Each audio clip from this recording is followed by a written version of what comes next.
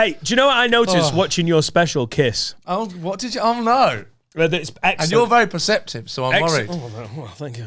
No bullshit there. Yeah. Yes.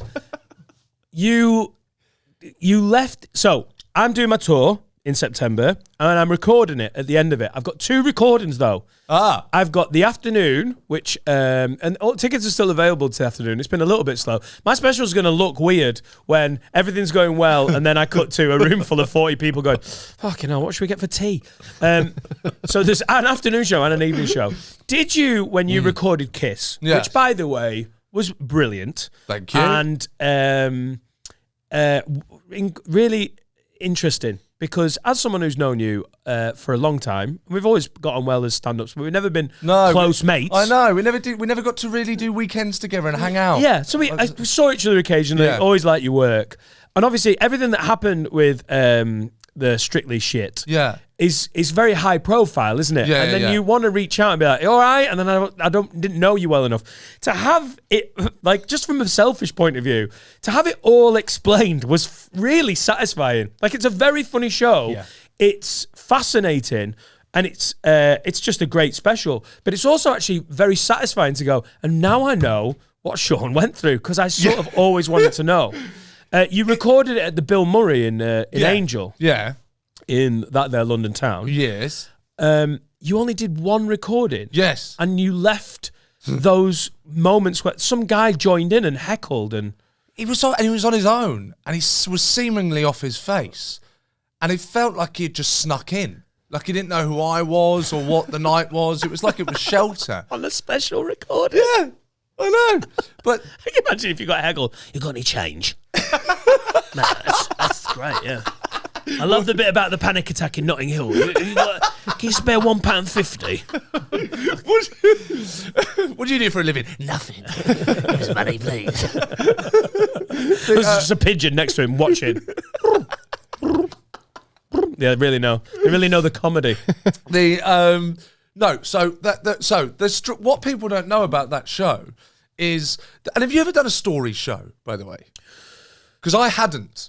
So, not as in-depth as the story of Kiss, which is, I know you do some brilliant bits about how you got into stand-up, why you got into stand-up, and you pepper the special with some excellent bits that could actually be done independent of it. There was one routine. There was one routine in it which is about when you're a kid kicking the ball against the fence, like keeping the neighbours up. That was meant to be in the show that was going to be the show that toured after Strictly. Right. You know, like the show. Yeah. So I wanted to keep some of that in to kind of appease anyone that liked what I did before. No, there was loads of bits of stand-up. Yeah. I have done a story show, but it was peppered with more bits. It was a loose thing to hang a story on about me ending up living in my nana's bungalow with my family in St Anne's, and I used that to just do a lot of my favourite stand-up. Yes. I was trying to do the thing at Edinburgh where you satisfy the critics and all the comics and promoters who were like, well, what's it about? But I also wanted people, because I was down on Cowgate, and there's loads of Scottish people like, I don't give a fuck about your nana. Like, they just want to see some comedy. Yeah. So, but Kiss was more story. Well, the thing is, right, so what I thought that having gone through something like that, and I've said this a few times, not here, but when I went through that thing that you glance at in the papers. Do you know what I mean? Like you walk into a petrol station, you see the tabloids there on the side in that box thing, and you kind of glance at it and you never think about it ever again. And you never fucking ever imagine that you're going to be the guy. You're going to be going through that. You could, even when you agreed to do Strictly, whatever, maybe I was a fucking idiot and naive, but you just never think that's going to be you. Well, is it because you see it and it's almost like it's not humanized, is it? It's not people, it's just stories, and it's just almost like you don't connect it with the devastation and stress that those people are going through. They live in fucking mansions and have swimming pools and all of the. They deserve it. They deserve. Take them down. But it doesn't. It feels. otherworldly. And then you're going through it, and I thought, we're in a unique position where we do stand up, and I can kind of tell people what it's like to actually be going through this fucking nutty story. Yeah. But so I came. The story was there. I didn't have to write the story. It wasn't like I went, right, how can I have a story and hang these bits off it? It was like, which bits do I not say? I had to decide what do I keep out. So you tell the story, and then you don't do it for 2 years and I don't imagine you will have ever had this. When I did Edinburgh, you're doing it every night. You're telling these bits that are actually like some of the lowest points in your life. And everyone's laughing, but you're telling it every night. And you've completely forgotten why it's funny. So there are bits like where I'd be turning round and I'd be like doing the joke, and then I'd turn around and be like, Why? Because it was too real. Because you're just having to relive this fucking horrific moment. So, but then the special, when we recorded it, it had been 2 years since I'd said it, and I just wanted one go. That's why I didn't do it in 2 nights or anything like that. I just wanted one shot, adrenaline fueled. That performance, obviously I've seen it in the edit. It was very real. It's real and it's intense, and it's because it's all come back for one night only. Oh, so it's not the end of a run. It was genuine. No, it's no end of a run. I've not said it in 2 years. So it's all coming back, and it's coming because you've tried to not think about it.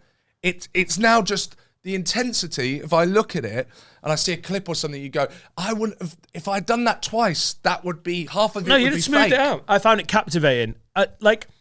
Now this feels like a dig, and it's absolutely not. No, I've laughed more at other specials. Sure. There are some very funny imagine. moments, but it's like Edinburgh gets absolutely slated for this. Like, well, it's not funny, but like that special, pound for pound, laughs wise, will not register with people's like top 5 or whatever. Yeah. But in terms of how captivated I was, watchable, yeah, so watchable.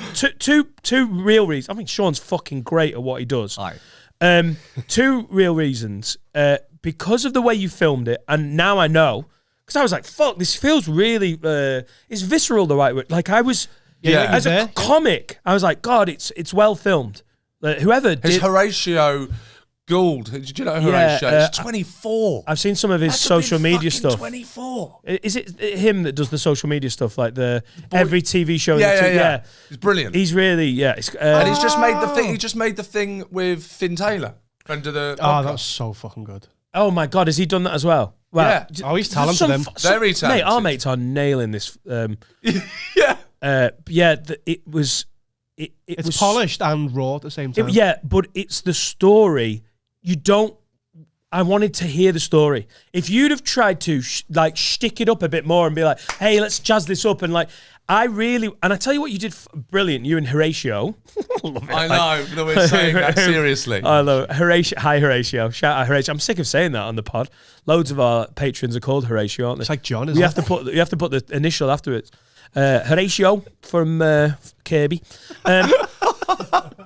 who died in year 5.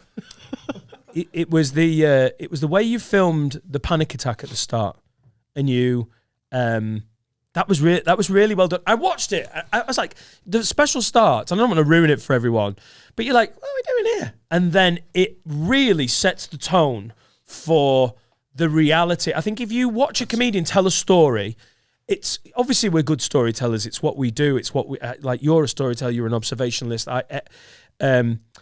But that bit where you literally show the bit in Notting Hill where you lay down on the street, it really makes it makes it real. So I tell you why I did that is because I feel like we're doing like one of those, like actors' studio shows where they talk about how they got into the performance. Well, I'm gonna love that. I love that shit.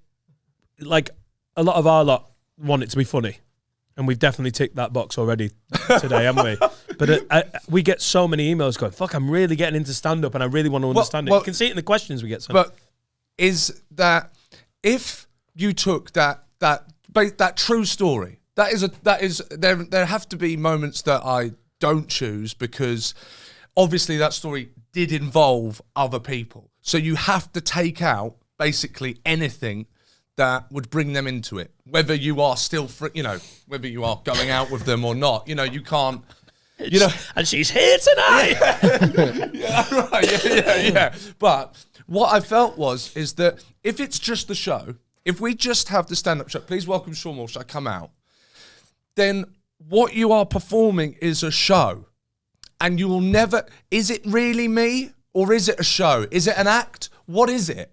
And I thought if we begin the show with me in real life, in the place where I had a panic attack the night before doing the Charleston in front of 5 million people, and you get to see me in the real world starting off this story, and then we cut to the show, it will blend that together, and it will kind of take away that I mean, I don't really know how to articulate it, but just that feeling of it's just a show. It's not just a show. It's your this life. was my life. Yeah, I think the way you bookend that special. Go and watch Kiss. You'll find it on Sean's YouTube, and it really is a fucking great way to spend an hour. And we'll put it in the descriptions of the YouTube and the audio. The way you bookend it, really. I'm nicking it, by the way. I think it's fucking great. Do it. Oh yeah, like I'm 100% do it. It would be way less dramatic, but my special will start with like, here we are. This is the garden office. This is where I took cocaine and wanked for 7 hours, and it was here that it ran out of moisturiser and started using sun cream. And I don't know if you've ever masturbated with SPF 50, but it's quite claggy. And there'll be just that real moment, I'll be like, yeah, that's my reality. And then cut to like, hi Chester, and there'll be 23 people because it's an afternoon show that's not sold.